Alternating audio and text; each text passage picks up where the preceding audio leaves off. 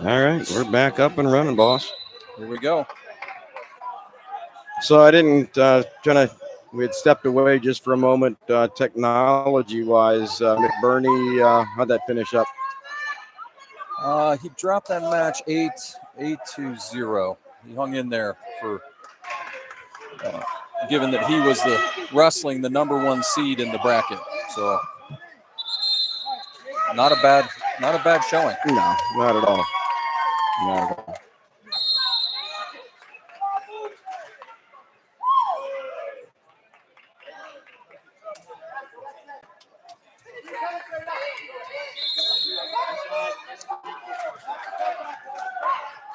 Those of you that are possibly watching from home, again, don't forget we are down in the Rico Field House. 7 mats down here, mats 4 through 10 up top in what they call the dome, mats 1 through 3. We'll try to keep you abreast of various matches. If you'd want to go mat side, you can do that. Just go to your browser, search for Walsh Ironman Tournament, and you can click the Flow Wrestling link, which will then allow you.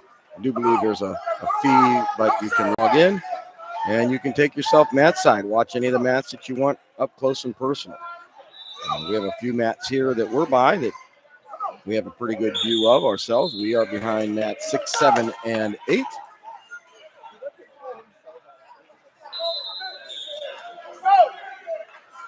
And the tournament moving along quite nicely. We are in the 3rd round of the championship winners here for pretty much all brackets. This will take us to the quarterfinals. Oh, yeah, go.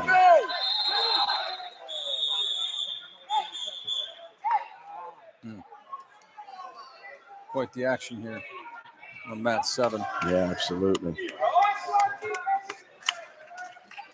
I'll tell you what, Wyoming Seminary. Well, yeah, they just moved on. Got a Wyoming Seminary victory. When a little earlier we had read team scores up to that point. Actually, Wyoming Seminary was a couple points ahead of Blair, obviously very early. As we talked about a little bit earlier today, tournament's really, team point-wise, won and lost in that semifinals round, right? I mean, there's just so many points available there that if you're in the hunt, that's the round you got to make it happen.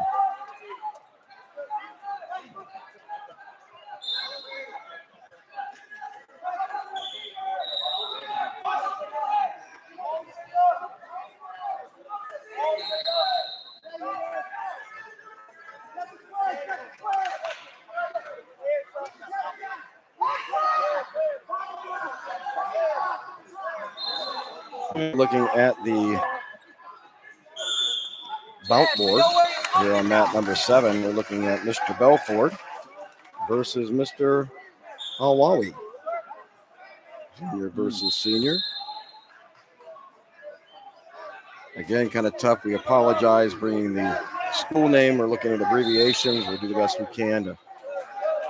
It's a 126-pound weight class. Still in championship, though. Yes, sir. Okay. Yes, we are. Well, no, I'll tell you what. I'm looking at.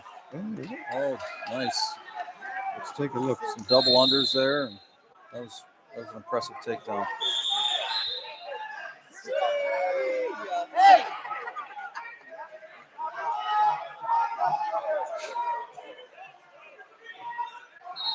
I'll tell you what, boss. I think we're looking at a consolation. I kind of thought that when I looked at the time. So, yeah, about 5:40 is on the consolation side. So we're back to consolations here, 126. So basically, again, the technology that runs this tournament, it intertwines. You on track there? Correct. They can follow everything that's happening right there on track.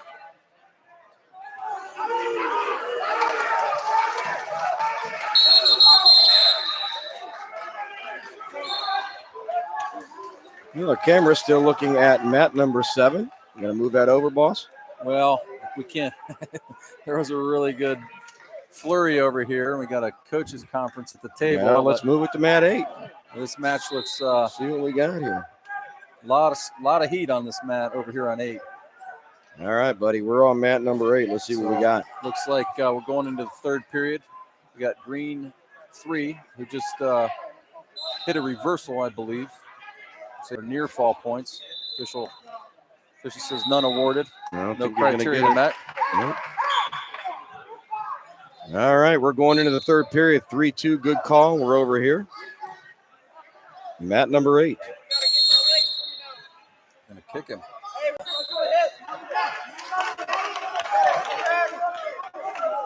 Three. Well, about 5:30. This is a championship bout right here. You can tell. Yeah, 3-3.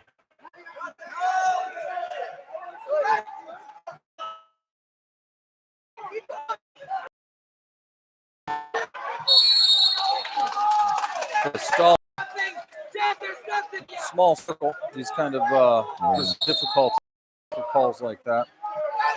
Well, you're watching Jamison Garcia from Marymount Academy. He's in the blue singlet. And he is wrestling Jacob Joyce from Punaganesset. I'm not going to say that 3 Easy times for us fast. to say, right? Yeah. Don't sprain anything. No, absolutely. Good pressure on the feet. Got a good angle, underhook there.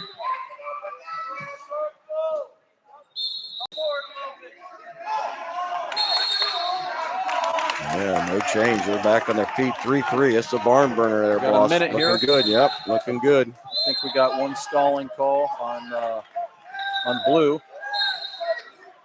Or green, rather. I'm sorry. Got one stalling on green. There's a shot. Single leg. It's off the mat. Can he finish? And working his way to the corner. Trying to get a call. Coach is saying he's stalling. What do you think here, Cap? Nah, can't give a stalling Not there. calling it? All right. 38 seconds. I saw plenty of wrestling activity there.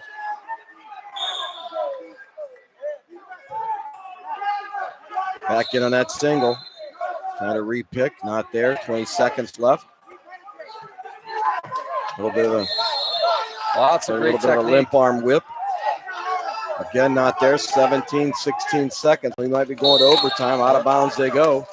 Got to hustle back.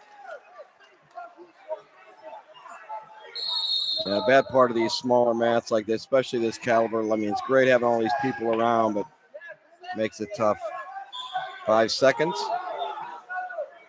I think you usually will see the official on the other side of the circle because of that. Very seldomly will they bury themselves down here in this corner. Yeah, you're right. Stay to the open side of the circle. All right, here we go. We got overtime. 3-3. 1 minute.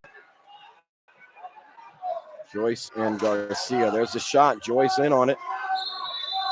And he finished. Nothing yet. That whizzer stops that takedown. No, absolutely. And I think, too, going back to your concept where you mentioned the smaller mat, smaller circle. Yep. I don't know. Can he pull him back on? He's going to pull him on. Does he cover? Getting close. Does he cover? That's close. Boy, I'd have to say. Yeah, there it is. Wow. There you go. Oh, nice job.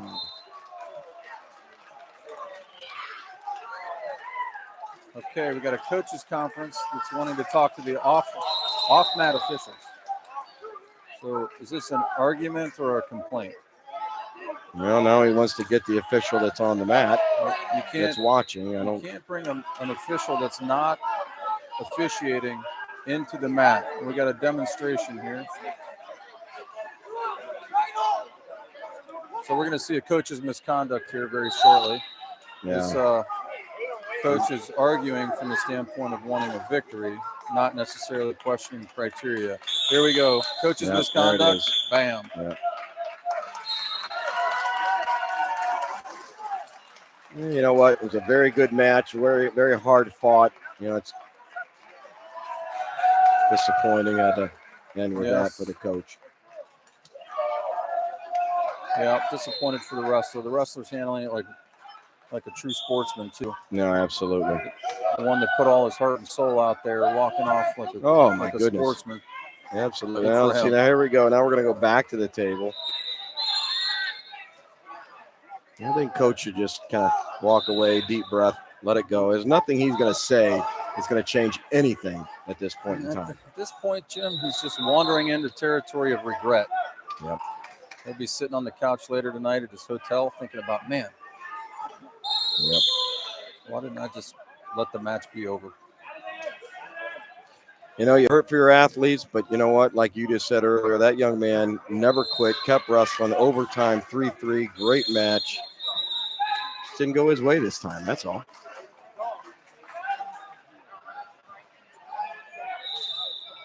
$16-4 on mat 7. So let's see, who do we got coming up over here on mat 7? It's a consolation bout. Gotcha. McCourt. Tell you what, talking about McCourt a little earlier today, we had the privilege of speaking with Bo Bassett, a freshman. I mean, you and Jason do such a great job of keeping things to memory. I'm absolutely horrible. But young man, a 7th grader, world champion, freshman this year, ranked #1 in the nation. Yeah. You know, he's a Flo darling too. I mean, Flo loves Bo Bassett, and for good reason. Oh, I was going to say that. It's not his doing. It's not because of his being, trying to be a character personality type. It's because of his actions on the mat. He's impressive. He's very impressive. You know, you always talk about characters of athletes, characters of young men and women, and I'll tell you what, my friend, again, a freshman taking all honors. And I asked him about college. He goes, well, wherever my grades will take me first, will be, and then we'll worry about wrestling. He's like, wow.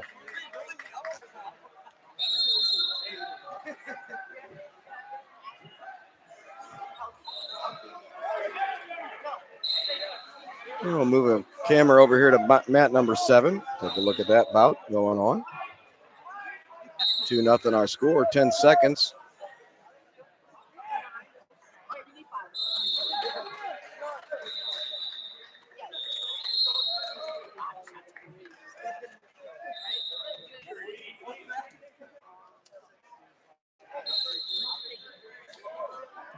It's a 132 bout that we're watching there, consolation side.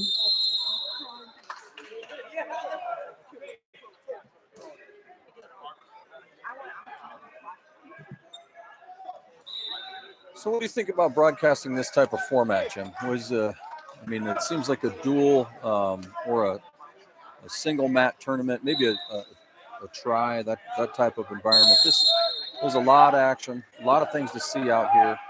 How many mats are down here? 7. They actually, last year they had 6. They decided to put 7 down here. They left 3 up in the dome.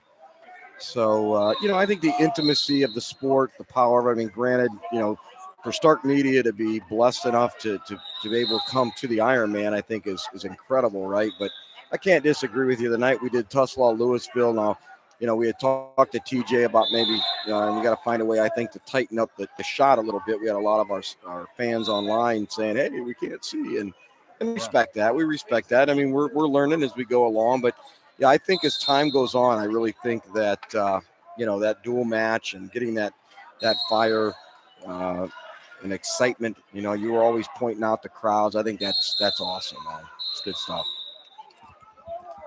And there's definitely a fantastic crowd here today. Oh. Friday afternoon. I mean, if we think about everybody that converged on this tournament for a Friday afternoon, it's mind-blowing. It's amazing. Absolutely. Great to see it back. Remember 2 years ago. Yeah, so sad.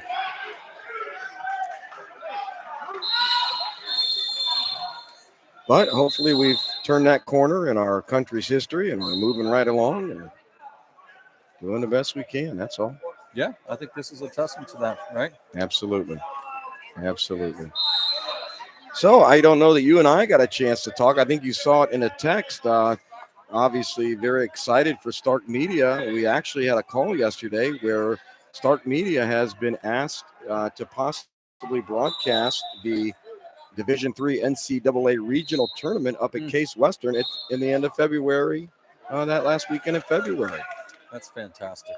Absolutely amazing. Brings exposure to that event is fantastic.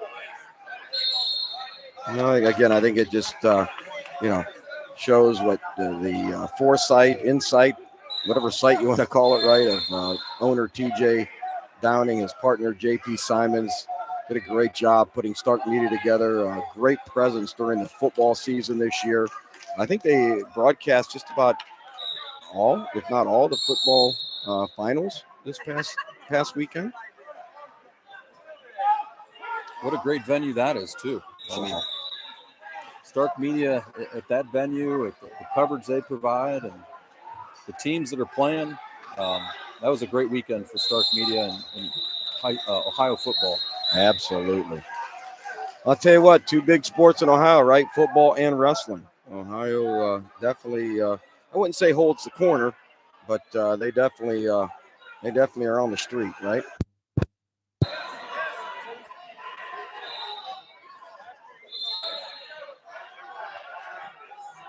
Somebody hit the extension cord back there. I think the gentleman is standing on the chair. Yeah, I kind of seen him look down like, oh, what a hit. That's our power. Okay, so we got Craig Blake on this mat officiating. Okay. Mat 7. Yes, sir. He's a collegiate official. He will be at the D3 Classic. He's in the association that covers that, so we'll see him at the college level, and he's here doing Ironman as well. So great official. Wow. Craig's looks young too. That's a good thing, right? He's probably one of the younger on this crew. He's 12, maybe 14 years in. He's a friend of mine.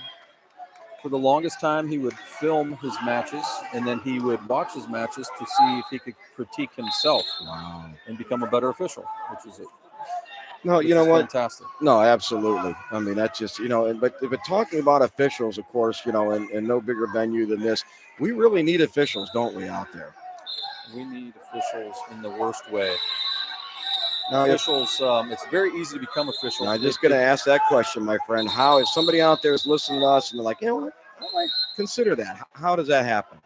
You go to OHSAA and you can look under the officials tab, become an official tab. So you're about 3 clicks in on the site. They'll deliver you an online curriculum, which you can finish in a week.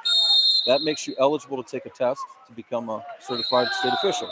Okay. That's a very truncated process compared to what you or I went through. Sure. Obviously, we went through weeks and weeks and weeks of in-class training and on the mat training as well. Well, I will say this, brother. I think you did the 2-day intense, spend the night type. I went through that one, and it was a couple long. It was a blessing, but I apologize. I interrupted, please. No, you're right. So you put in 16 hours over a weekend, something like that, I would imagine. Sure. And yes, you officiated a tournament at the end of that. Yeah. So that's a boot camp format, which is great. They did the boot camp this summer, but because of the pandemic and shortage of officials, they've made the access to become an official very easy. Okay. So you can go to OHSAA, become an official, and within a week you can be eligible to take a test to become an official. So, and then after you get that license, and how do you, what is, I guess, after you've been accepted, what's that next step, to try to get your name out there or let, folks know that you're available? Yeah, so that's a great question. We're going to switch mats here because if somebody's standing in the camera view. So all right. We're going to go over here. Sounds good. Back to mat 8. Once you get to become an official, you would join an association. It's almost like a union for officials. Okay. You'll develop a lot of relationships for sure. You'll become, you'll find a mentor. Ideally, that's the best way to get ingrained in action, becoming an official, is mentoring. Okay. Find yourself a mentor, and before you know it, you're out there, you're working every weekend. Wow. Well, I'll tell you what, ladies and gentlemen, if you have a young one, I know that Jason, he had to take a break there for a moment, but I know his son, a high school sophomore, junior, I believe, he's an official. If you have someone that is interested, you can always get your information. If you want us to send you some information, Brad is an excellent resource for that. If you want to, type in your email in the chat box, or you can email Stark Media team, and we'll definitely get back to you with that information. We need officials, ladies and gentlemen, women too, right, Brad? I mean, it's not just dudes, right? I mean, we need the ladies can officiate also, correct? Absolutely. Matter of fact, that's probably something that needs to happen. We need many more female officials in wrestling. So this weekend alone, I know of at least 2 events that were canceled simply because No we don't officials. have no officials. No way. So the kids could not even participate because we didn't have enough officials. We had an event in Marietta, and then we had an event in Chippewa. Both of those events were canceled because they could not book officials. It's none available. Well, I think in one of our broadcasts on the road, you had said, 430 in the entire state licensed officials as of. So there's about 465 that are registered. Okay, so we got a lot of going on here. We got about 7 coaches in the corner. Yeah, I don't. That's the young ref I was talking Yeah, that's about. Craig Blake. That's Craig Blake. But to your point, Jim, we have about 467 is the exact number. Okay. Of the exact number, that includes coaches, people that aren't officiating anymore. That includes a large number of people that won't participate in officiating. That takes us to about 430. Okay. So 430 active officials. Wow. All right, folks, there you have it. We need officials. Stark Media can help hook you up, get you some guidance. Brad, Jason, both officiating. Like I said, Jason's son, Owen, high school student. He's an official. Think about it, because we need the help.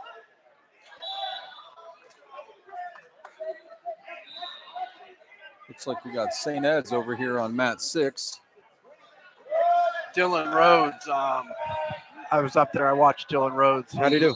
He gave up a reversal with about 20 seconds left. Lost 3-2. Oh, boy. Looks like we have somebody from Uniontown Lake on mat 5. On the bottom there. Is that Uniontown Lake? No. I don't think Lake not. has anyone here today, No? Okay. Coach. I don't think so. They don't have a shamrock on their outfit, right? Oh, sorry. Jason. That's Barnesville. I mean, Yeah, I know.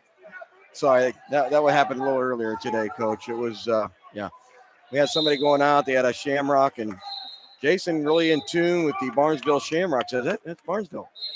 Oh, wow. That's impressive. But it wasn't Barnesville. Not a lot of people know the Barnesville program. No, absolutely. But they've got a handful of guys here still in it, battling. Yeah. They always put a tough program out there. I mean, that's not being sarcastic. Barnesville does a nice job. They represent the Southeast very well.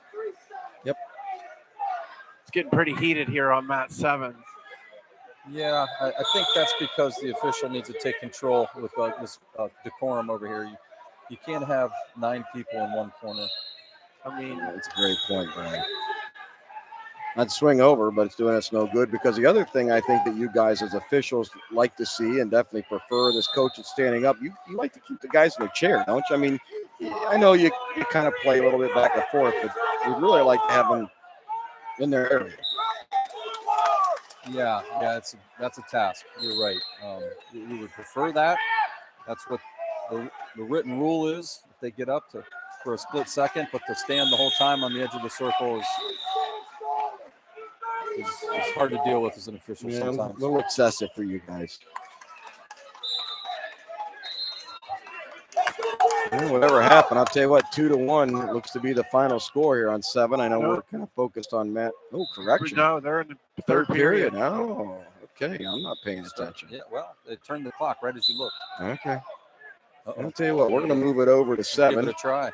See what we can do if these coaches will give you a chance to view this action. That's pretty good. All right. The gate is given. 2-2. Wow, 2-2, guys.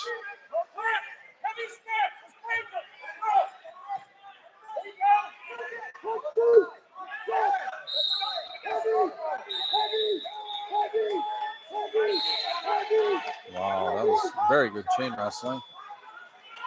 High crotch to double to. No, I'll tell you, stepped over, nothing.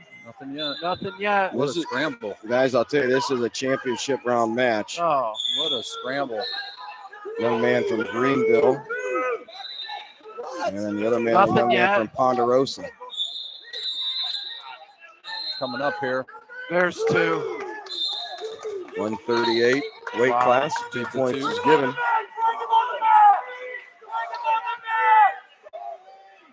Somebody wants him to bring him on the mat. They're going to get him for stalling. If he doesn't do anything, the bottom guy. He's trying to bring him back in. I think the Greenville guy is trying to get himself in position to get a fresh start, possibly. Spiral ride in, riding it tough, and it's stalling, just like you guys called it. Spiral in the wrist. He has it, 1 point red.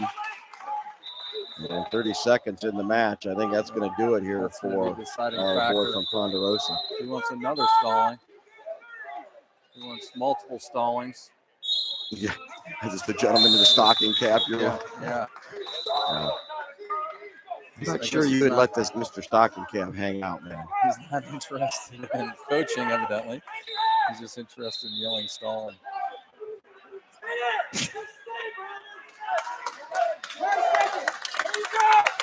Now they're all happy. See how that works out. Now they're all happy. Great job, ref. You did well. Yeah, well done. That kid they scrapped. That was a good match. That was a good match. 5-2, 138. So what were the seeds on those? Were they seeded at all? Let me see if I can find. Was it 138?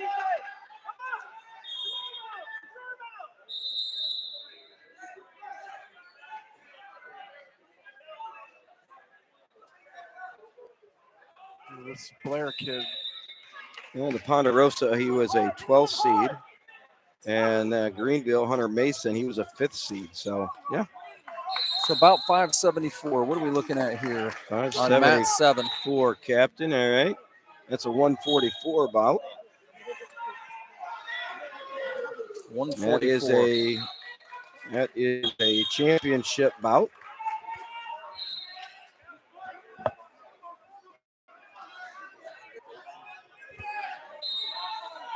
Quavale Quintella from University. And Jay Robinson will be Jaden Robinson from Homewood Flossmoor. Homewood Flossmoor.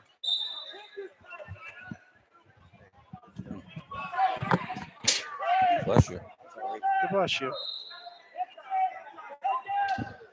Water, you good? I'll take one. I'll take a water.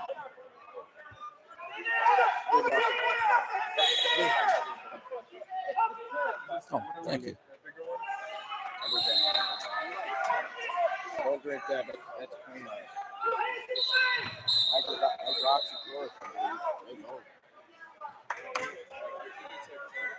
How's our camera angle? It's pretty good. Looks good. Did your son wrestle in this tournament? He did. He wrestled a couple times in it. And he lost to a kid from Hawaii one time. Lost to another kid from Arizona. And both of the kids he lost to went on to place. Pretty impressive, quite honestly. They're looking for 2 over there. I don't think it was there. So he lost to some placers. Yeah, who's this kid here from Blair that's walking back and forth? He looks like he's on deck. See on mat 7.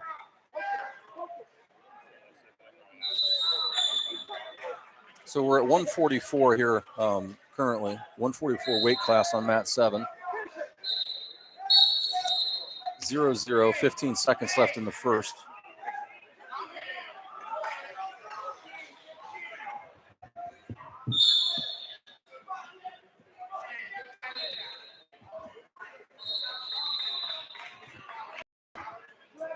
I'm trying to find him here.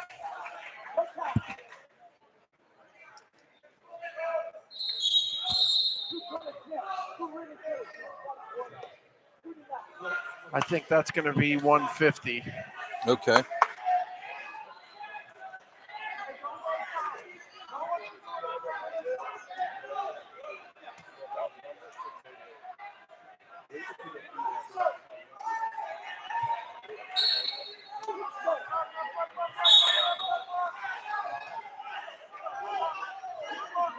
I'm not finding it. Okay, let me see here. Currently, Jay Robinson and Q Quintanol on mat 7. Looks like on deck. We have this is Barnesville on deck. And then Notre Dame is on deck, and then in the hole.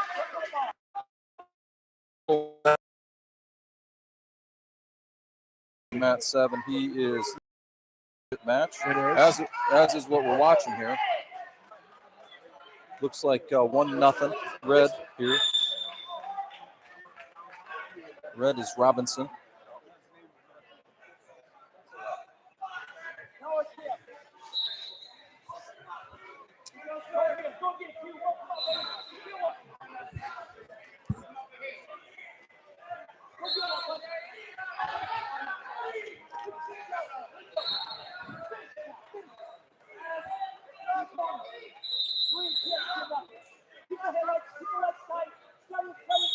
It's quite a scramble here.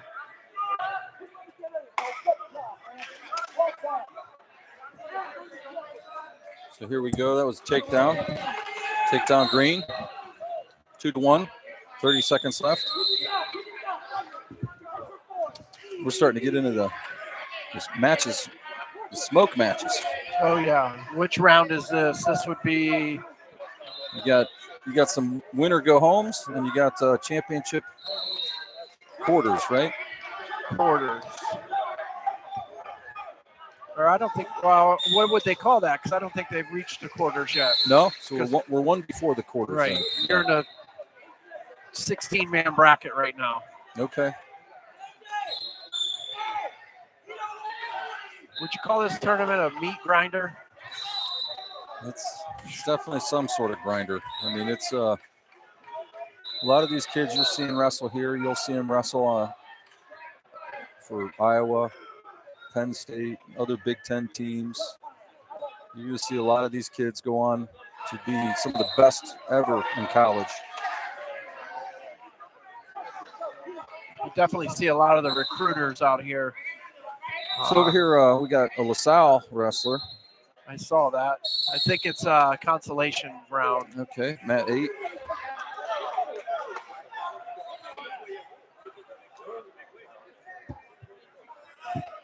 Cincinnati LaSalle. Hunter Hun. He's a sophomore. It's a consolation match. Let's spin the camera. Let's watch LaSalle. Sure.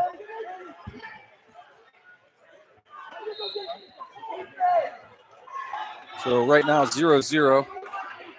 Hunter Hun on top. Cincinnati LaSalle.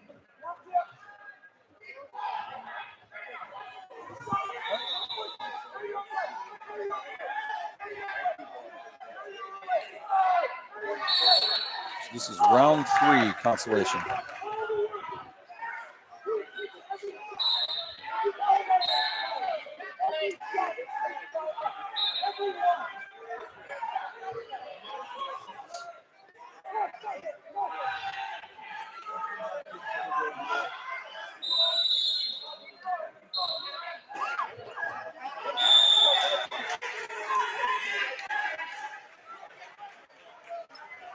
So I'm looking at this Homewood Flossmoor over here.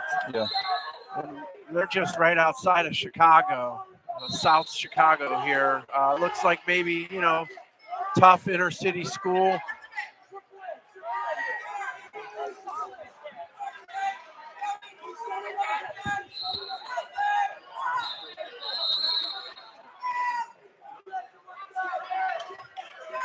He's down 3-1. Working hard for a takedown here. Looks like LaSalle is riding this second period out. Hunter Hun from LaSalle on top, riding tough.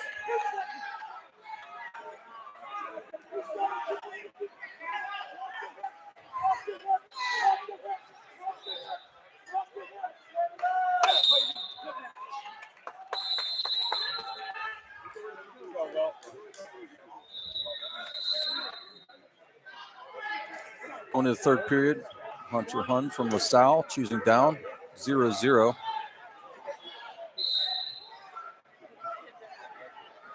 Looking for an escape here. There's a Barnesville. Oh, that was a quick one right there. Awards the one.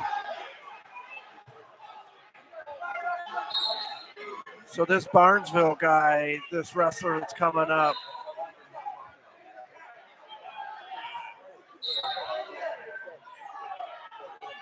I believe it's Reese Steven.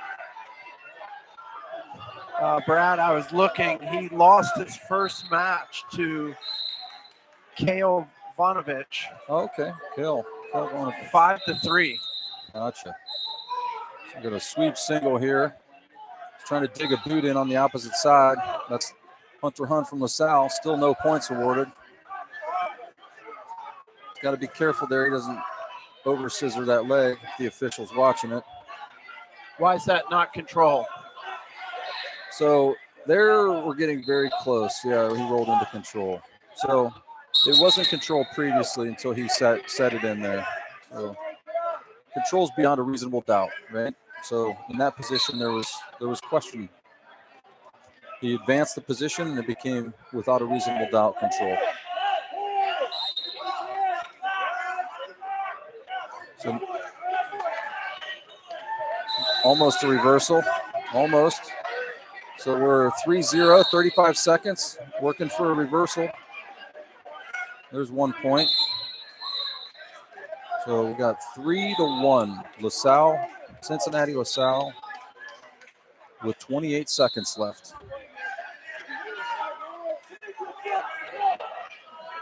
This is where it gets interesting from a stalling perspective, from a how the officials call it, where a stalemate comes into play. Who's on top? Who's in control here? Red? Who's in control is red, yes. So, well, he's not doing it.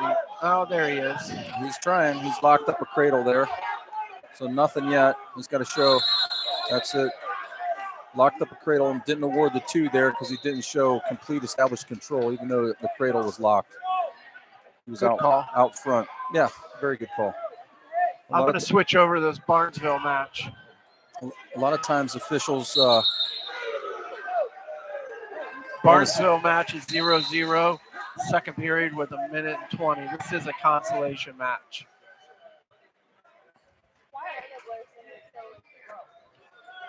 So we're back to mat 8.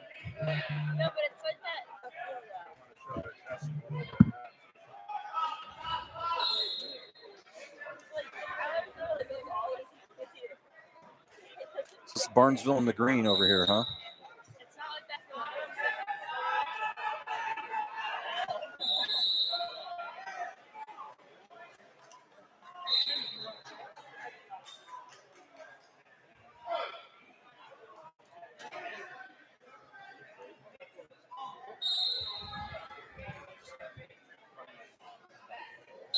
Looks like we've got injury time or blood time.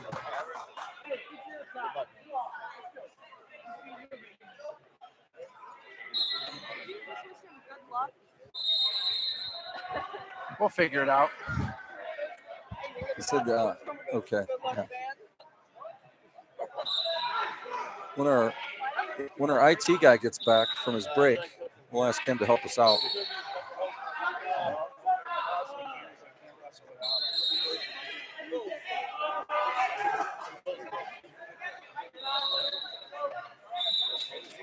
Ray, let's go. Your tape down here. 10 seconds.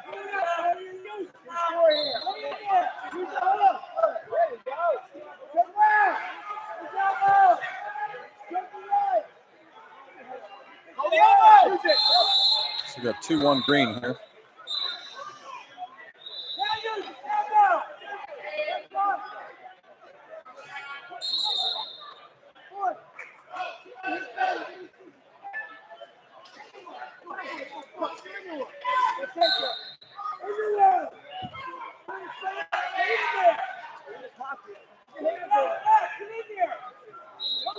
Got 35 seconds left in the second.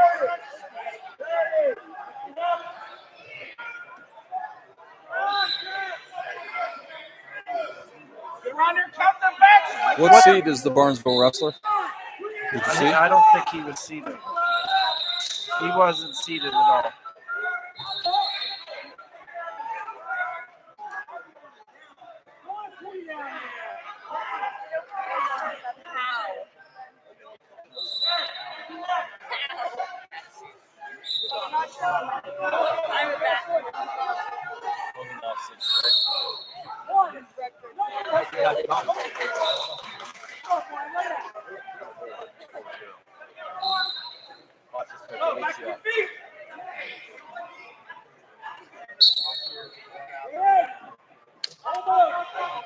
There we go.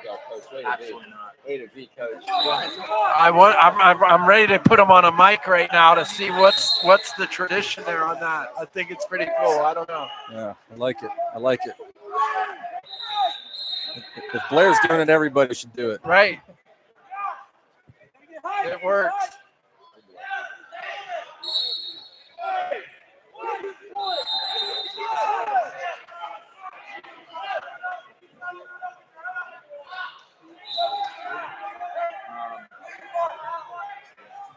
So what do we got here? 2-1, third period, 1:34 left.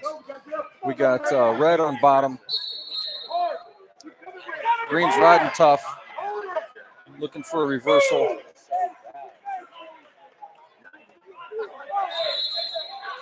So what's the referee looking at right now in this position? Really, you're just looking. This is matched intensity, right? Sometimes you'll see a coach call for stalling here, but they're both wrestling with the same intensity. It's not like one's out wrestling the other. Green needs to work. He's calling potentially dangerous because of that bar. That he had standing. Yeah. Well, I mean, far in, but would that It's still be trapped. considered that trapped arm rule? yeah, it's the same potentially dangerous nature. So we got Hovarth right behind us on the mat 5 across the way. So Okay. returning state champ Dom Hovarth from Louisville. He's over there on mat 5. Looks like he's up 2-1, takedown and escape. So we got two good matches here, 7 and 5. You can see both. Yeah, you can see the mat 5s in the background. That's about 584 over there on mat 5. 31 seconds left in the second period. Our close mat 7, 2-2. 43 seconds left. So 40 seconds. Looks like we got Barnesville on the attack here. Front headlock, underhook position.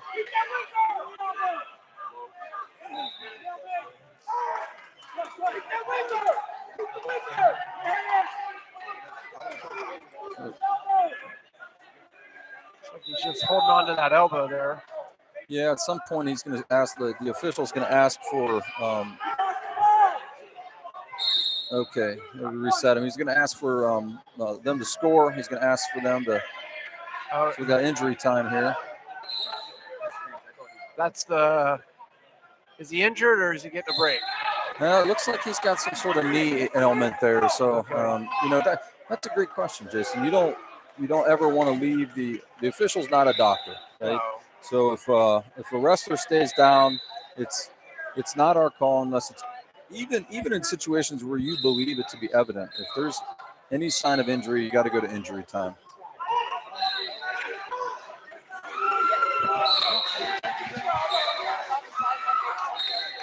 Faking an injury in any sport is unsportsmanlike. Wrestling's no different. But you don't ever see it. These kids wrestle. Overtime. Here we go, 1 minute.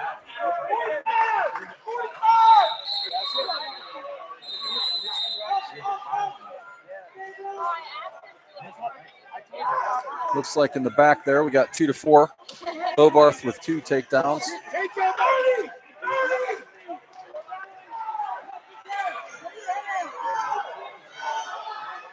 So there I'd be looking at the wrestler's knee. Potentially dangerous. It's a nasty scramble. It's amazing how some of these athletes at this level, how they scramble, like just All right right. there. Look at that. Like, you're kidding me. Yeah, that was a good scramble.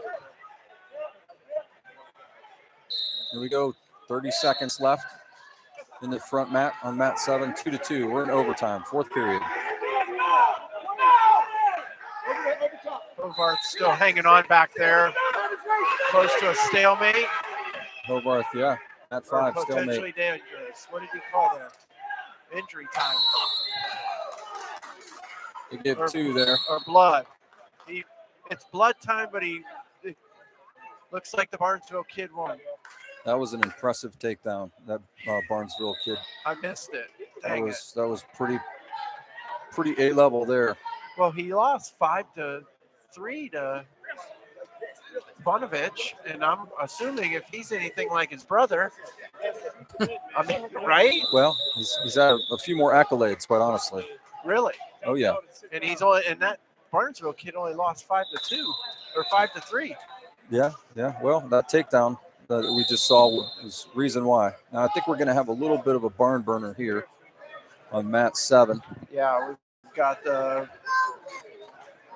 Got the 4 seed from Blair Academy. 4th seed first. I want to say he was the. This is a championship match. Where's he from? This. Well, most of the Blair Academy kids are from New Jersey. No, the kiddies wrestling.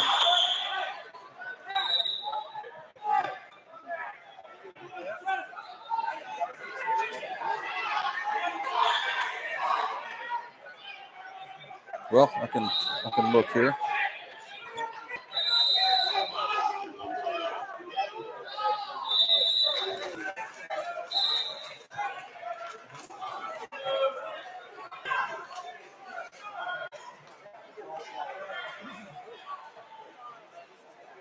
Hardy.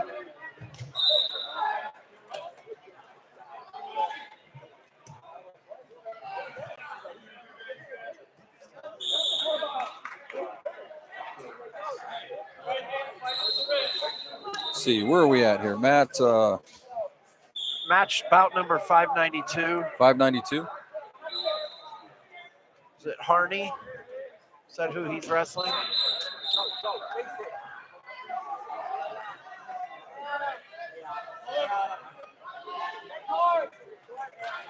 Weight 150.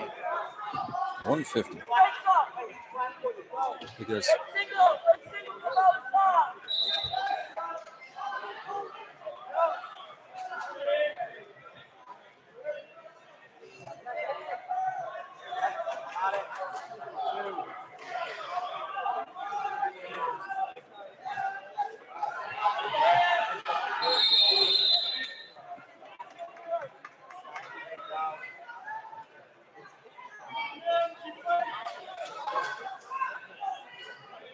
okay, here we go.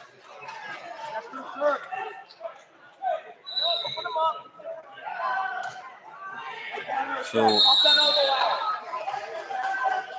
Sycamore. This Yeah. looks like Eugene Harney from Sycamore. He's 13th ranked, 13th seeded at 13th least seed. in this tournament. So 13 versus And 4. he's wrestling William Henkel from Blair Academy, who's the 4 seed. Looks like Hovarth took that match over on mat 5. Yes. Good for Dom.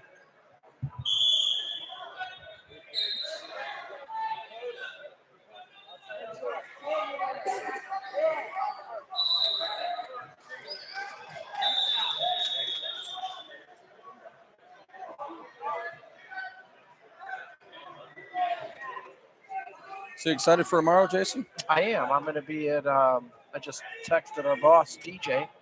I'm going to be at the Tyrant Junior Ironman officiating girls division and boys division, 14U and under. Say there's over 500 wrestlers tomorrow, so excited for that. It's at the Field House in Canton. Wow, outstanding. That's great that they're doing that the same week. It makes sense to have synergy with the youth and girls tournament for Ironman. Not the same organization, but still pretty cool. Looks like we got a Maslin Perry match over here on mat 8. I'll switch over. It's 13-0. Landon Johnson. Yeah, so Landon looks like he's winning 13-0. After the second period. He is up 13-0. Yeah. He had a great couple matches we've seen him win. He's wrestling an incredible tournament. Yeah, looks like he's trying to win an Oscar here on the bottom. Up 13-0. Going to wait out these next 2 seconds. If it's his choice, what's he choosing?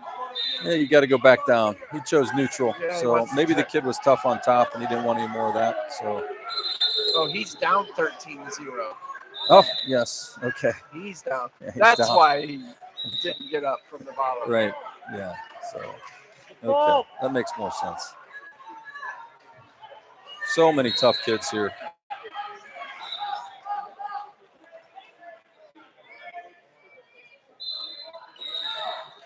Gonna dig out this switch. Oh, he was close there.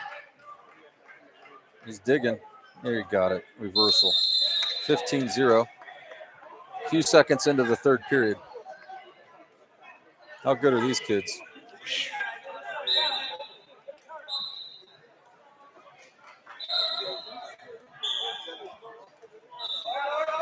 Got 6-2 over here on mat 7. Looks like pretty much total control from the Blair wrestler. Nice high leg Turk. Will.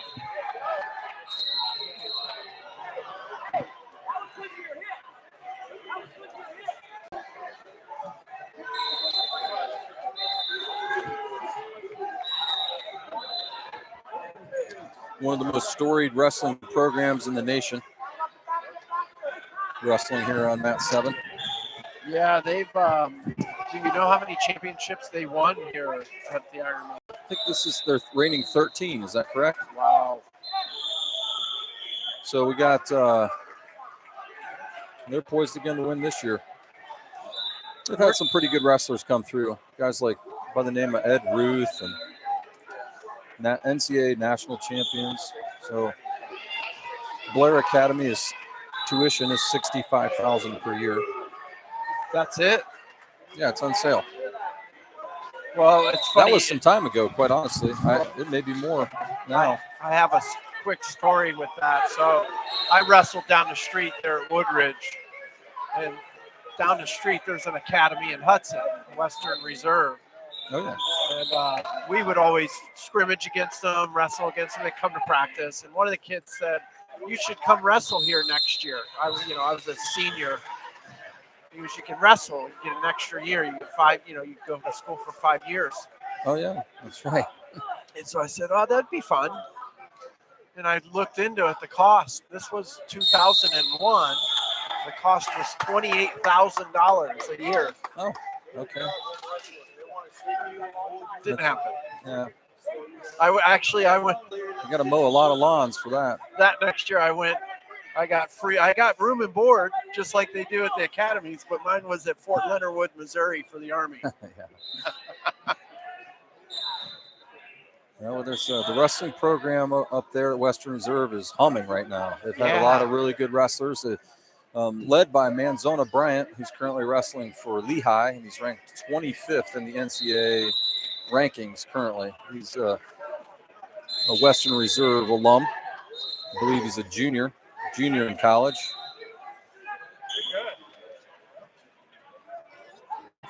Where'd you get the book? A sixth grader sold it to me as I walked in the door. She put the hard sale on me, and it was $10. I tell you what, it's worth it. I'm looking at the names here. Some of these, like we mentioned, Coach Bill Barker, the Outstanding Wrestler Award here, and just some of the names here. You know, Spencer Lee. He's pretty good. Hunter Logan Stever. Okay. Nathan Tomasello. So Nathan Tomasello won Ironman once, I believe. No, 3 times. Okay, he won an NCAA title Once, yeah. He was NCAA. So he won this 3 times. His freshman year, he placed 4th, and then won it the rest. Well, interesting. The CBCA crew is here today, and the coach that coached Tomasello is still in the corner for CBCA. Wow.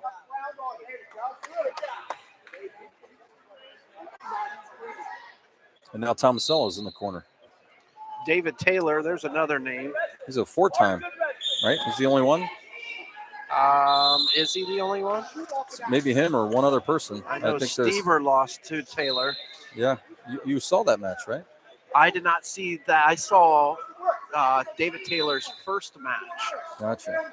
My brother and I believe the heavyweight that we wrestled with, we finished up that day. And, only being 10 minutes from here, we drove over here for the finals. And freshman 103-pounder wins this Ironman. And we figure it out. And here it's David Taylor.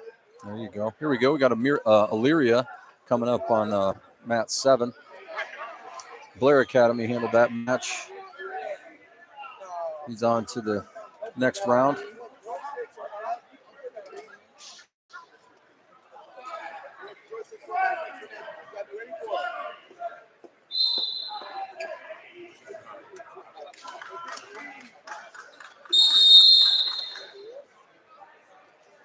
So we've got some clearing out here, and we're going to watch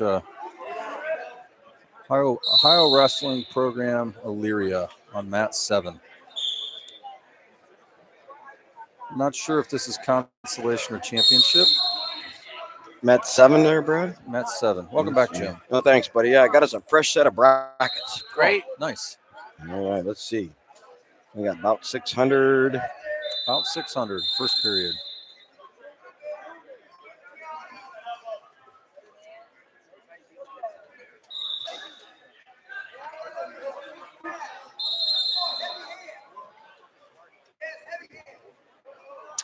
Yes, sir. We are looking at a consolation. This is Okay. Mr. Holm from Elyria and Mr. Maldonado from LG.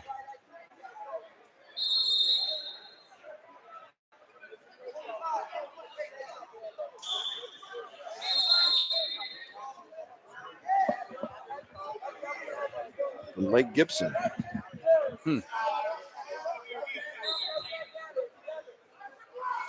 Now, while I was up at the head table, they are actually counting matches because, as we know, or those of you that may not know, a wrestler in one day is only permitted to compete in 5 matches in a day. So they're actually counting up to see where they need to stop the tournament so that that infraction or that does not occur for any of our wrestlers. Interesting. Did you ever, back when you wrestled, Jim, did you ever wrestle in a tournament where you wrestled 5 matches in a day? No, because they were usually double elimination, right? So it was 2 and out. So I got my 2. No. The 2 Yeah. tournaments I wrestled in high school, I was 0-2, so Yeah. I can relate. I can concur. I was better at rooting my friends on that were very good. Yeah. Now, one year I placed 4th at the Medina. That was my best Oh, wow. showing ever. That's a great tournament, too. Yeah, that was the tournament. Wasn't the Ironman, obviously, but back in the day. Where was that at again, Jim? Where was it? Yeah, where did you wrestle for? Who did you wrestle Oh, for? Norton up in Summit County. Brad and I will be there Tuesday officiating the middle school and high school duel. Oh, really? Outstanding. Yep. Wrestled there and then went back and coached there all through my college. I wanted to wrestle or try to wrestle in college. I was, was going to walk on at Akron U at the time. And then 1981, when I graduated, they dropped the program at Akron U because of Title IX issues. So I decided to go back and coach, which actually, to be honest, ended up giving me an extra year towards my educational retirement, if you will. Oh, wow. During my college coaching during my college days. So after college, went over to Wadsworth, coached with Coach Gramuglia for a year, and then went back to Norton and assistant coach for 1 year, and then took the program for the next 9. Oh, I didn't even know that, Jim. Yeah. Yep. So crazy. As long as I've known you, I didn't know you coached at Norton for 9 years. Yep. You feel like I coached should at have. Norton. I knew Brad. you coached at Norton, and I know you had close ties, but I was unaware that it was that time frame. That's all. Yeah. No, Yeah. I knew. Actually, I think it was 8 years. To be fair, I think I took over 87. Yeah, 87 to 95. So, yeah. So, anyhow, good run. A lot of fun. And I know I told you the story. I shared the story today with Jason about, the Glen Oak interview and you Jimmy told me that. Bostic and Tom Milkovich. I never told you that story. No, you did. I was going to say, I know I've told That's you a that story. fantastic story. Oh, gosh, dude. Is that Look, what a name, right? The Milkovich. I'll tell you what, when I was, just coming through and we didn't know anything about it. In fact, I'll tell you what, 1976, I go home, I say, hey, Dad, I think I want to wrestle. I swear to you, the first thing out of his mouth was, what, with the girls? Real? Yeah, that's what he said. My dad, Right, yeah. knew nothing about wrestling. My dad was baseball, tennis, golf, bowling, and rest is history. But we're making more memories now, guys. I'll tell you what, TJ got the opportunity here, Stark Media, JP Simons. Yeah, I agree. That's okay. Thank you.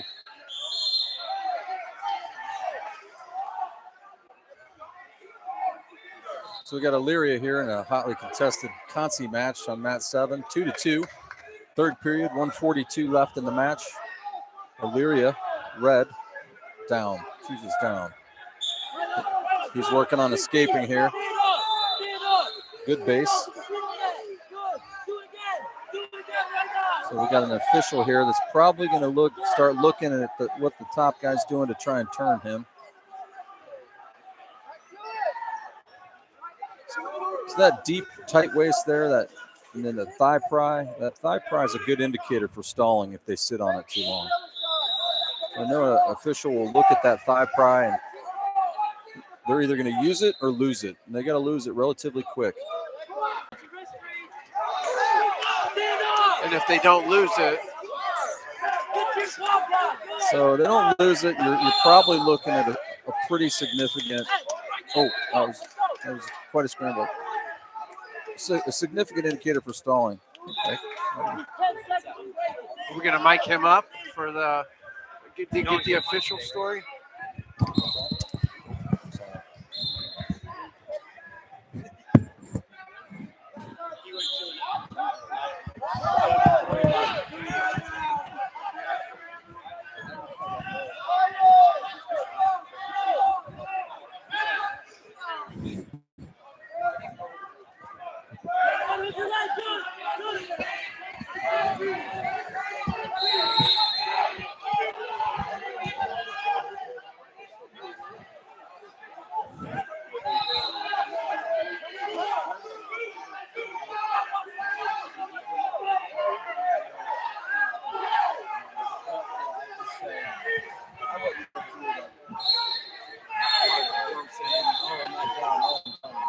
See what he says to this.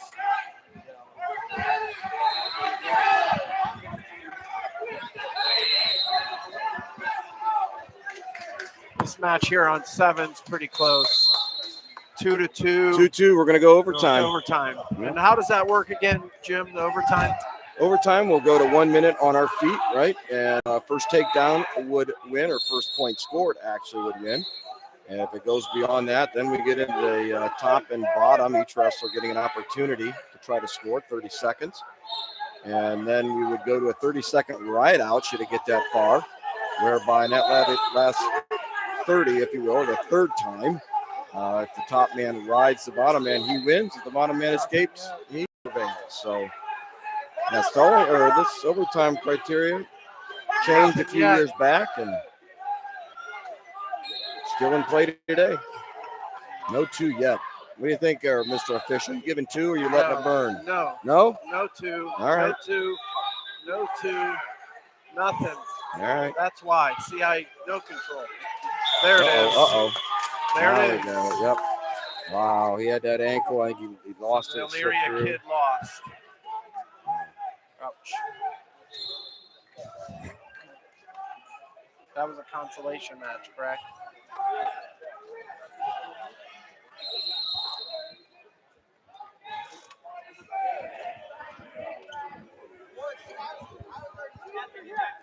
So that helps.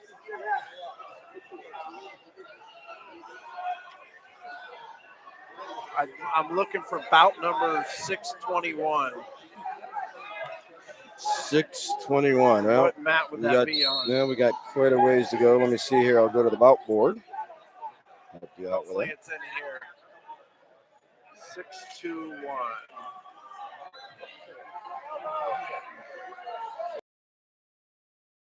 $621. I got 619.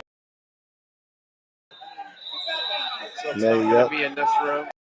Still have to be announced. Okay. Oh, 621. What mat? Mat 4 Oh, great. on deck right now. That's going to be Angelo Ferrari. Yep, Angelo that we had a chance earlier to interview. We'll definitely have to watch that young man, ranked number 1 in the nation. There you go. You can see him pacing the mat back there, Jim. See Oh, him I just do. focused. Yep. And I see him. Well, we're going to turn the camera that way. It's going to be tough to see, but, we'll do the best we can.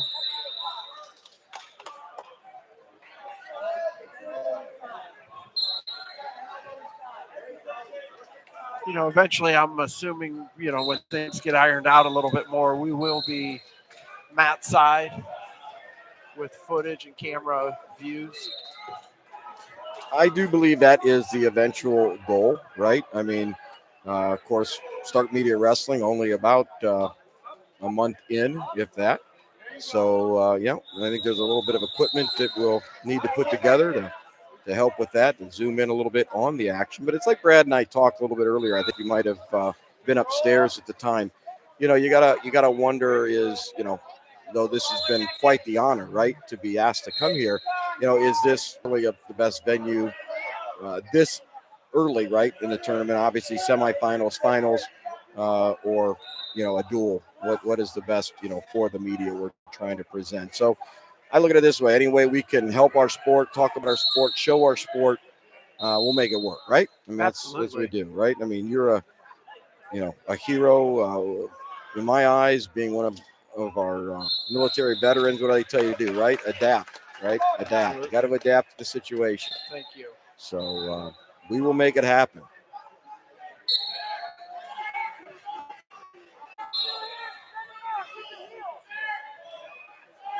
Looks like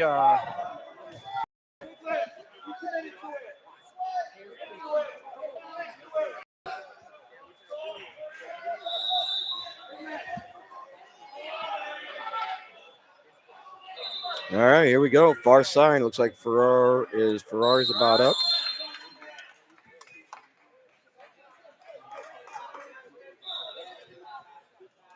And who is he? Let's see. Who is he wrestling?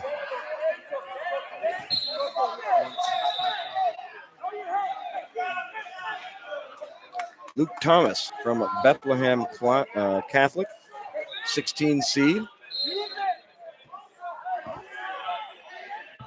So again, if you're able to watch, it's the farthest mat. Angelo in red. Again, had a chance to interview Angelo here just a little bit earlier. Thank you to Mr. Andres Adkins. I have to do it at least once, right? I did it on purpose, just so you know. I had to do it one time. I love That's you. an inside joke, everybody. It It's inside between Jason and I, but no. Actually, Jason's brother kind of helped us out with that. We really appreciate his help. Kevin, right? I got a chance to met Kevin later today. So no, we appreciate that. Well, just like that, 30 seconds in, it's 2-0 Ferrari.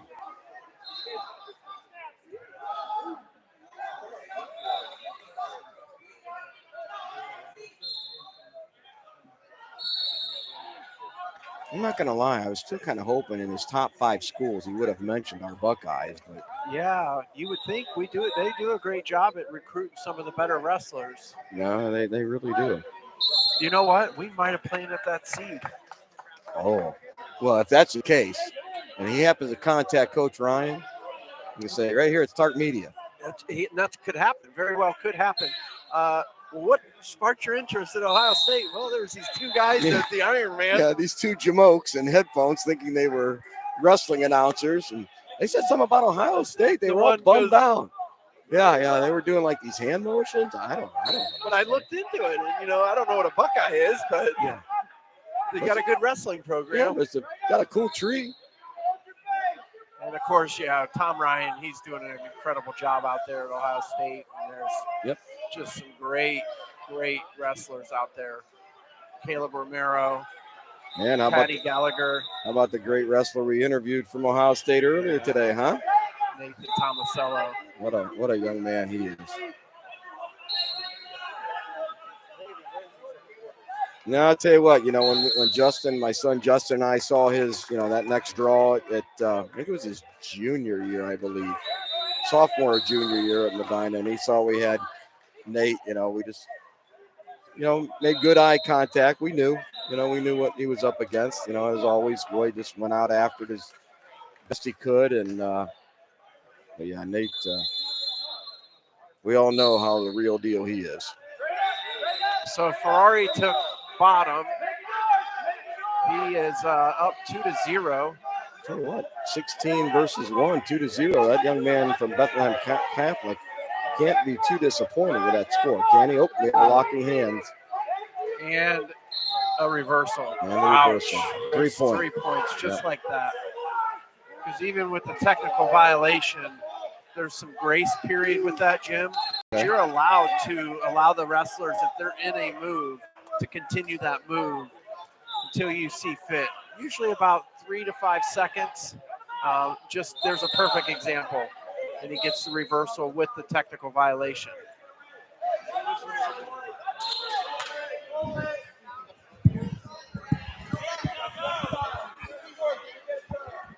Hello, You're there. I'm back. Brad is back. So that was Craig Blake. He was telling me he's officiating Ironman, and he is doing 8 MAC matches this year as well. Wow. Yeah. How long has he been officiating? This is his 14th year. He looks like he's about 20. He started very young. He was mentored by Rich Carpenter, who's a senior state level official. So Craig's a good official. He's been in the news a little bit in the local wrestling community because he had a parent come onto the mat and hit him last week. Oh, wow. Where at? Last week. Yeah, that was in Akron. As a matter of fact, here he comes. He's putting his wristbands on now to do this next match. So he handled it amazingly. He maintained a calm that you would want an official to have in those types of situations. So it wasn't a hard hit. The lady that hit him was about 120 pounds, thankfully. But she did come onto the mat. So you can't have that. You know, and we talked earlier, Brad, right, about needing officials. Then sadly you hear stories like that, and then people start pondering, right? I mean, it's just so unfortunate. Well, so the penalty for that is up to a $1,500 fine and up to 40 hours community service. Multiple offenses could actually be a felony 5 and get prison time. Well, So if you make it a habit of hitting officials, you could find yourself in prison. yeah, you know what? I'm sorry. Rightly so. You guys, just like you said earlier, right? 2 events this weekend canceled because we don't have enough officials. Really? Those kids did not get to participate. And What were the 2 events? So we had an event in Marietta, and then you'd seen the event in Chippewa. They even bumped up the Chippewa event for the day. I believe it was a try. They were willing to pay 2 officials $325 each to try and get an official. And nobody in the state could make it. So they had to cancel. Everybody's booked. don't ask, Jason. I'm not.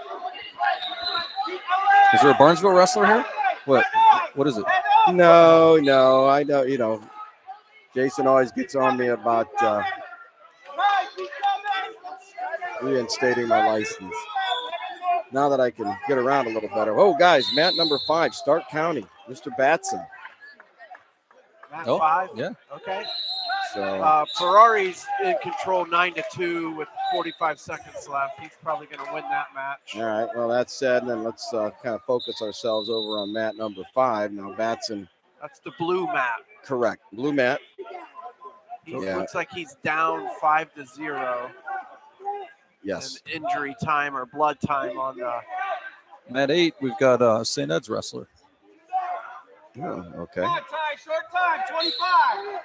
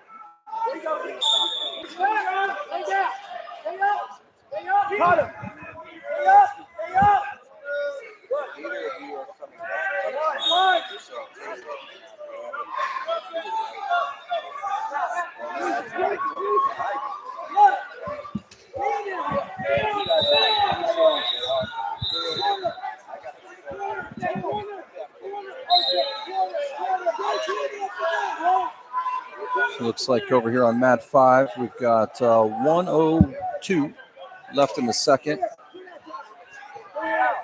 The Glen Oak wrestler, Batson, is down 5-0. Uh-oh, here he is. Coach, how are you? Good, how are you? Good. I'm Jason.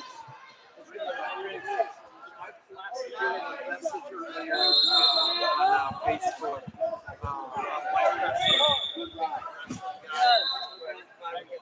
Yes.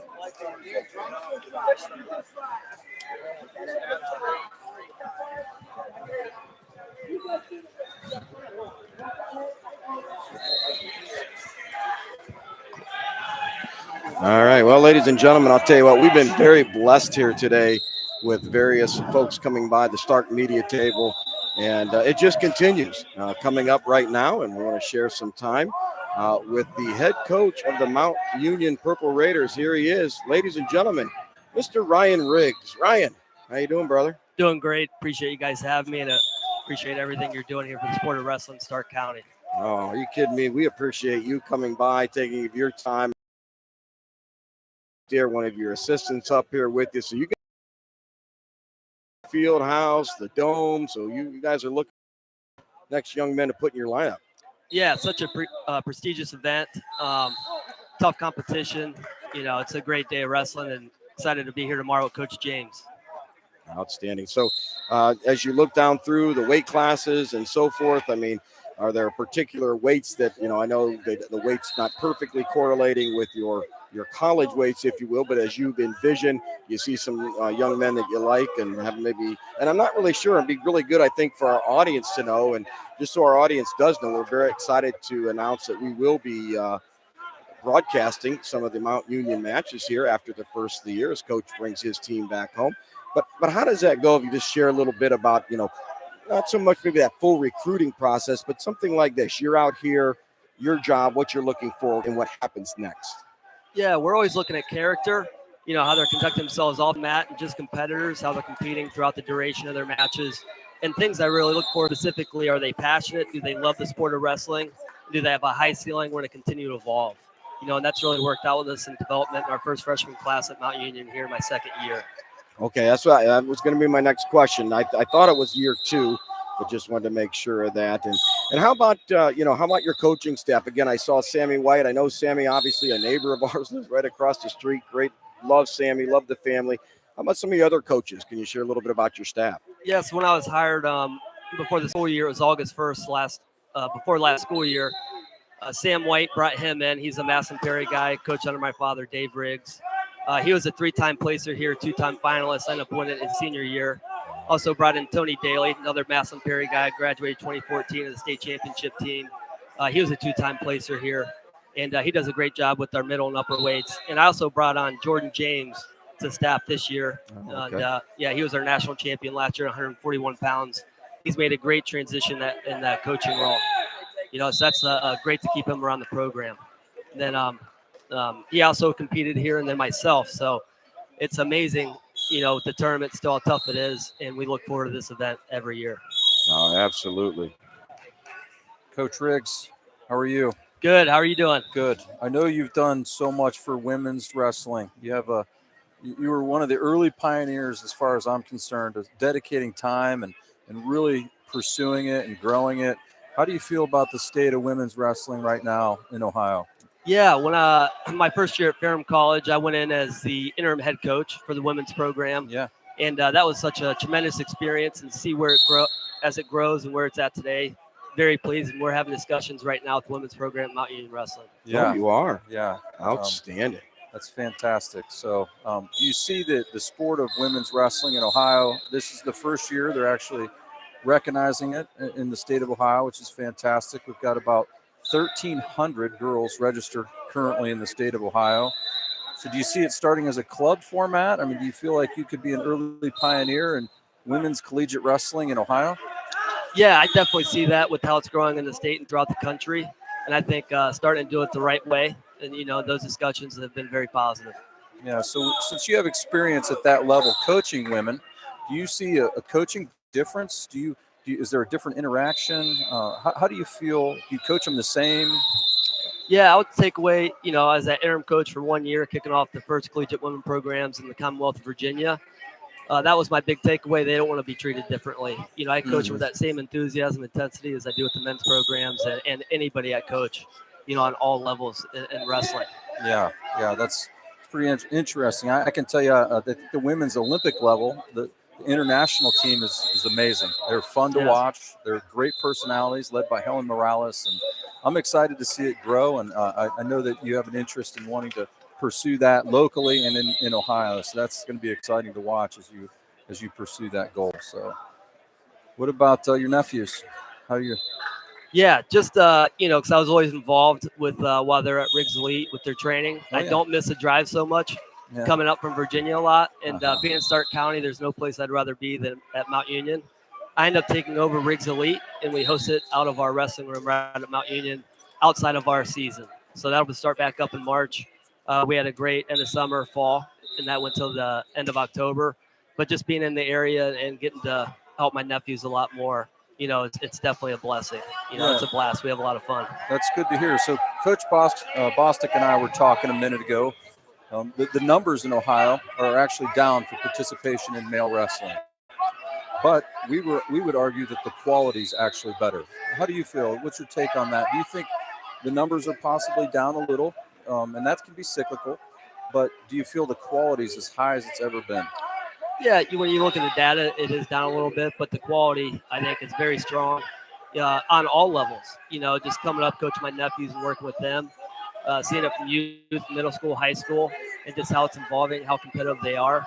So the quality, I think, is still going to be ever growing. And Ohio, and even looking over in Pennsylvania, we brought in a few guys from Pennsylvania. But yeah, so I mean, really tough wrestling. Yeah, absolutely. Yeah, is that a challenge for recruiting? You see that as an issue when you're looking at these kids are just so good. I mean, I watched this Ironman tournament. I've come in here for years. Like you said, you've competed here. This level of wrestling is so good. How does that weigh into your recruiting? Yeah, I mean, all levels, recruiting, there's always going to be different challenges and how you meet those and how you manage it. But yeah, it's always challenging, because the guys get recruited hard. But I think, we have a great thing going on at Mount Union, great team culture, young, resilient, hungry team. So I think we stand apart from, I think, a lot of our competition. Fantastic campus. Yeah, that's beautiful campus. It's a beautiful place. Yeah. It's amazing. Obviously, the football program there is amazing, so there's a lot to do in sports in general. It's a sports town based around Mount Union, so it's really exciting. And our football, they'll be in the national semifinals at Mount Union tomorrow against Wartburg. Yeah. Wow. Oh, wow. Okay. So Coach, how about the team yourself? I looked recently. You have some guys that are ranked right now. That has to make your heart feel good. Can you tell us a little bit about some of the guys on your team and what we can look forward to seeing when we head out to Mount Union? Yeah, so we have 7-8 new faces in the starting lineup. Wow. Like I said, young team, good recruiting class, and our returners do an exceptional job as well. So these guys are going to continue to grow and develop. And, I'm excited, for postseason to come. And the rest of our competition, they're just going to keep getting better and better. And my hat's off to Coach Daly, Coach White, Coach James, Don Montgomery's around the program, Brian Dolph, my father, really building an army. Really building an army around the program to get these guys to the next level. And they're really responsive, very coachable, and buying in. And also wanted to shout out Coach Ray McDonald, our first national finalist. Oh, Ray, yes. Coach Ray, yeah. Yeah, so he's still running the program, does a good job, and he was actually in the corner of Jordan James' national finals match. And he was in the finals back in the early 1970s, and just to share that experience, to be around that history of Mount Union is really important. So we've had over 5 alumni already come back and talk to the team. One that sticks out too is Rick Shanks. He's over in Louisville. He's been really good to us. And Steve Harder. One thing with Steve Harder, he was an All-American back in '83, the only football and wrestling All-American, also academic All-American. He gives back to the university and loves following our team. He started a program, the pilot student-athlete mentoring program. So we have 100 alumni in the field that act as mentors to our student-athletes. Next year is going to be 200 alumni. So I know our wrestling team, the other teams across campus are really involved with that. So that was his program that he implemented with the school. So that was his experience. Have it, the mentors and how they're life changing for him. And so he's really giving back and making a difference to our student athletes, and really appreciate it. What an amazing program that is. Well, you know what, Brad, too, right? Coach, so as humble as he is, I know Coach very well, said hats off. And, hats off to Coach Riggs, right? I mean, Coach Ryan's done a great job year 2, like you said, pioneering out as he did now with the women's program and National champ. great things. Oh, man. I appreciate it. Yeah, congratulations. Well, I'll tell you what, if there's one, I got to ask Coach one more question. If I don't, Jason, our other co-host, he wrote down for me, Coach, what was Coach's go-to cheat food when he was cutting weight? I don't know what it is with this, but that's... this is taking me back. I mean, it seems like a lifetime ago when I was competing. But yeah, go-to.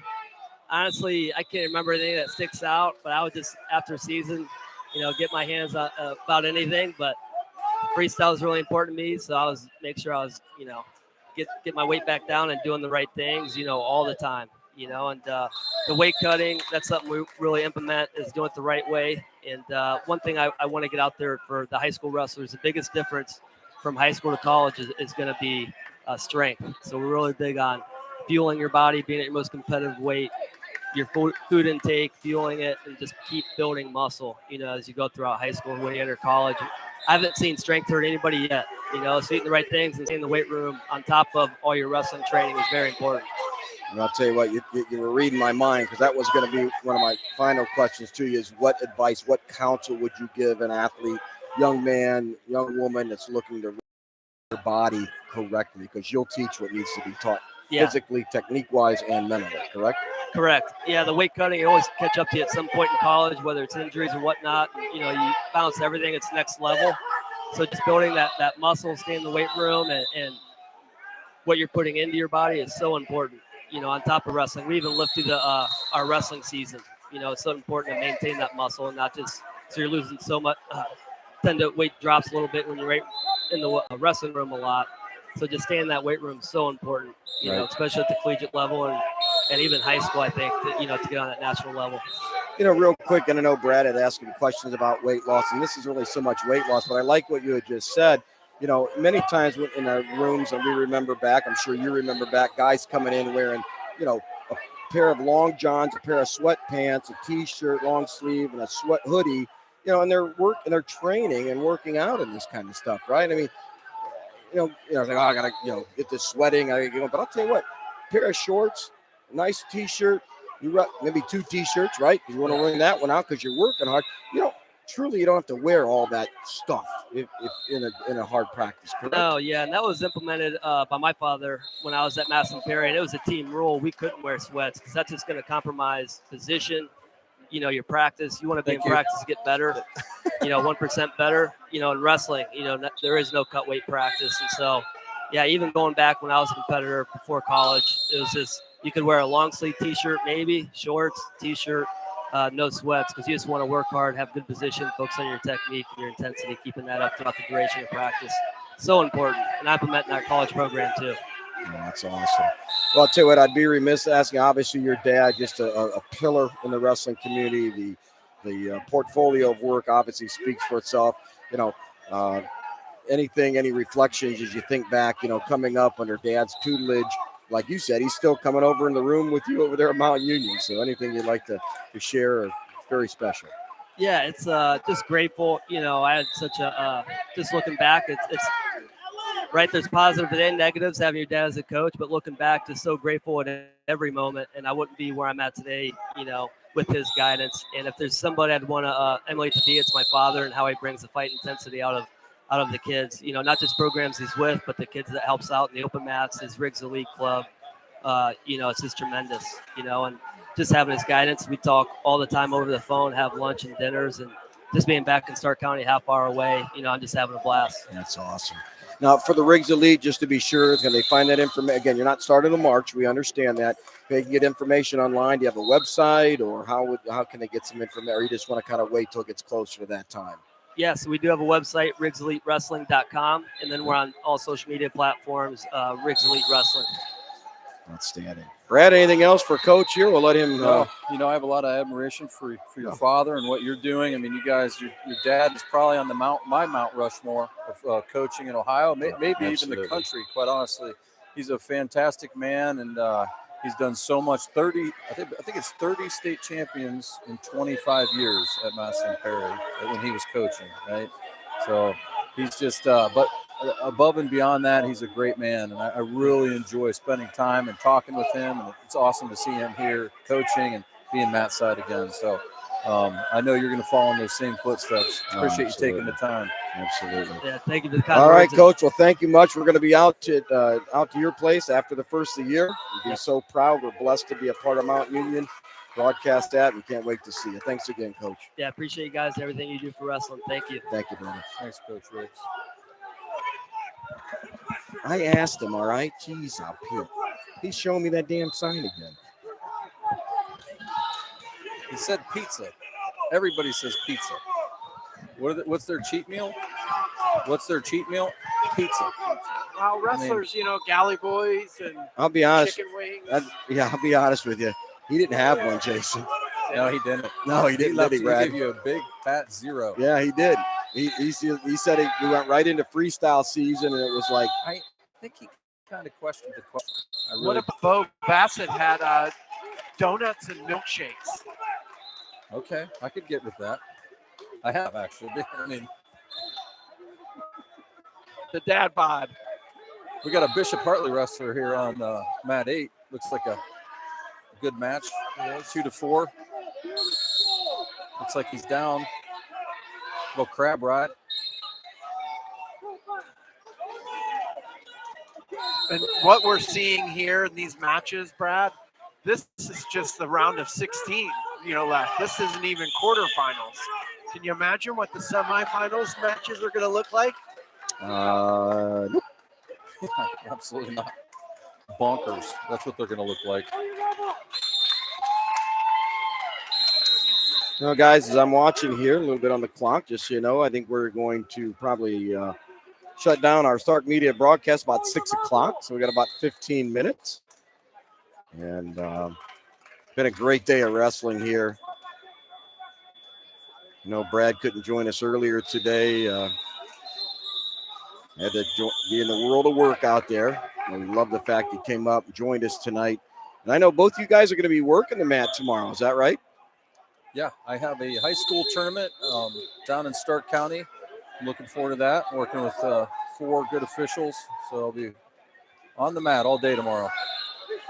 And I'll be at the Canton Field House at the Junior Ironman Youth Tyrant Wrestling tournament.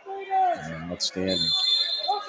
I want to take a minute to just thank some of the sponsors that help make this stuff happen. I mentioned earlier Lindsay's Pizza. I love Lindsay's Pizza. Oh, if you've never had You Lindsay's guys are Pizza. killing me, man. Cheat meal, speaking of cheat meal, there's no better. That breakfast pizza Lindsay's has too. I'm not joking. That's the real stuff. It's silly. Oh, wow. They're coming at us. McNeil and Sons, thank you.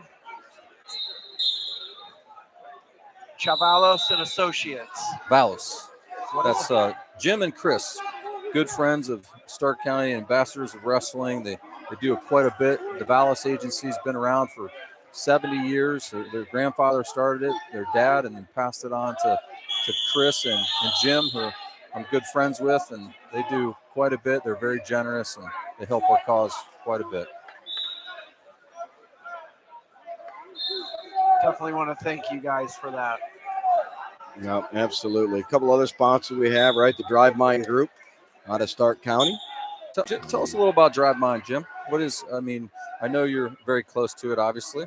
Well, my business partner J.R. Supis and I we put together a little company called the Drive Mine Group, kind of a think tankish type thing. We go out and research products, kind of resell as we find what we consider to be what the best of the best, if you will, in a certain category, focused on safety, security type items. And then around 2017, we actually got into the cleaning, sanitizing, and deodorizing area. And that happened. JR, I'll never forget, JR coaches football still at Lake. He calls me on the phone. He's in the locker room. And he goes, "This locker room smells just like it did when I played football back in the 80s. Like, I don't know, dude. And from there, we did some investigating, looked into some various products.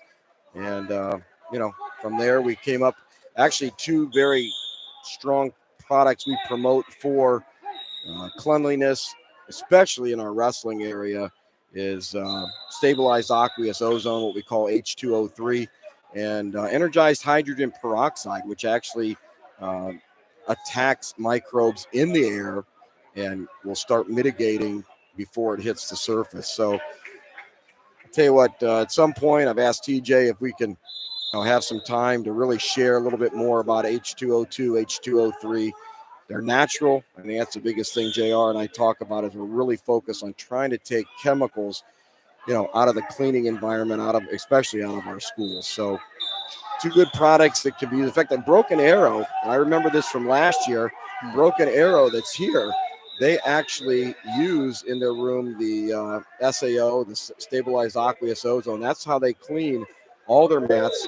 And in fact, it is, basically it's electrified water, if you will. It'll kill COVID in dwell time of like 10 to 30 seconds once it's applied. And you can put it on your skin. So, I've told coaches that have it. I know Lake Local has the H2O3 in their rooms. They use it in their environment. They've been using it now for 2 years, where the coach can actually have the kids fill a water bottle, take it with them. They come off the mat like this, just squirt themselves down with this water, let it set for, 30 seconds or so, a minute, wipe it off. Anything that's on their body, impetigo, ringworm, whatever, can be mitigated. So Jim, that is very interesting as an official, especially as we're on the mat, probably more than anybody, right? We're on our chest to mat. Our arms are on our chest. Matter of fact, I've had ringworm several times, impetigo from officiating. So you think that would work well for us, for officials? Absolutely, brother. I'll tell you what, they've got some, if we don't have because basically, a couple ways to dispense. One, you can have a on-the-wall dispenser. So that's what Lake has. Jackson Local actually has it. I don't know that they've installed it as of yet, but they do have it. But they also, we also have what's called the iClean Mini or the iClean Pro. It does the same thing, right? So you could have that in your official's bag. When you get done officiating a match or whatever, you just come up, hit the button, you can squirt yourself down on all your exposed skin area and your clothing. It will work on the fabric, take that off. And yeah, absolutely, it would work. I'm gonna have to look into it. If Broken Arrow trusts it, and they're using it, in order to come all the way out here in Ohio, they have to trust it, right? The last thing you want to do is take a really good wrestling program, travel states away, and not be able to pass skin check. So they must have a lot of confidence in the product. Well, like I say, boss, that was last year, and in fairness, I didn't look this year to see if they're still at it, but I do know last year they did. And I'll tell you this I do know as a fact. Like I said, Lake Local has used it for 2 years. I can tell you from their coach, their practice room used by youth, I don't know about the middle school, youth for sure, high school. I believe in 2 years, one small case of ringworm is all they had after all that use. Wow. Outstanding. I want to try it. I just came off a case of ringworm on my forearm from officiating. And I would love something to be able to come off the mat and apply to myself and eliminate the opportunities for me to get some sort of mat-borne fungus. No, I'll tell you what, there's nobody better, I think, than you, Brad, to use that, to share. I'll get you some information. We'll get you hooked up. Use it. Maybe I'll use it as a pilot. I'll get you a iClean Mini or iClean Pro, throw in your bag, use it for the season. Come back and report, right? Yeah. If it doesn't work, just say, hey, Jimmy, you're full of beans. That's what we want to do. I mean, that's the beauty I like about, what all of us here do, right? A lot of integrity, no games, no play. So absolutely, my brother, we'll get you hooked up. Fantastic. I've got your ACL replaced. Yeah, I'm tough. Wow. Lots of action here. Thank goodness that coach was out of his chair. I probably would have got my ACL for him. You know what, Brad, just because, and if I may, just real quick, the one thing I know also that Jackson does have, Massillon Jackson, they did get the devices that produce the H2O2, the energized hydrogen peroxide, right? Because, I mean, the big thing that is air transfer, right? I mean, you sneeze, stuff's in the air. And that's what's incredible about this H2O2 that this device puts together. I mean, I'm sure you've been up in a mountain area or up in a higher elevation. You go, oh boy, this sure smells clean and fresh up here, right? Yeah. I mean, Yeah. and actually what is happening is a photocatalytic oxidation process where the sun, right, is hitting against the rare earth metal, and it's truly creating hydrogen peroxide and cleaning the environment.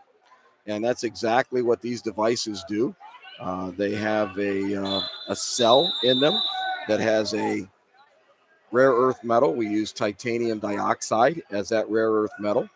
And from that, with a little bit of moisture in the room and an airflow, you are putting out energized hydrogen peroxide that actually attaches the molecules and immediately in the air begins mitigating and basically breaking the cell wall and destroying them. And it's absolutely incredible.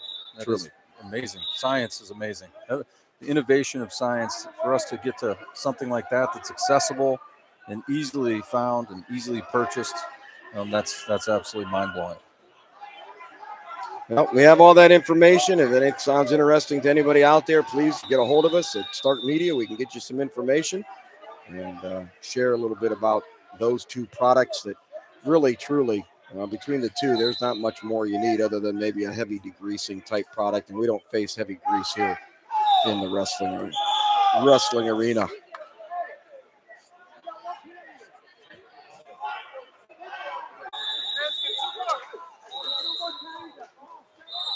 Well, guys, it's about that time. Any final thoughts as we wrap up day number 1 at the Ironman?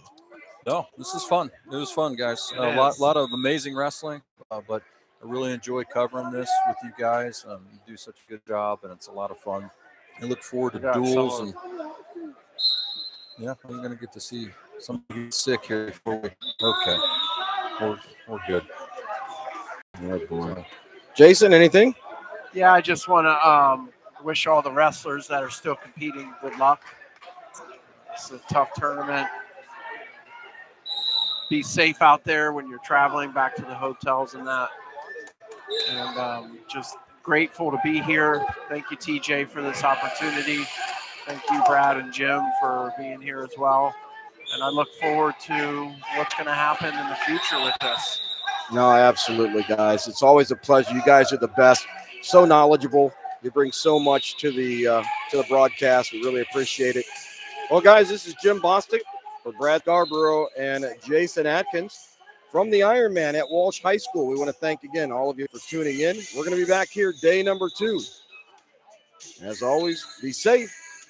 God bless.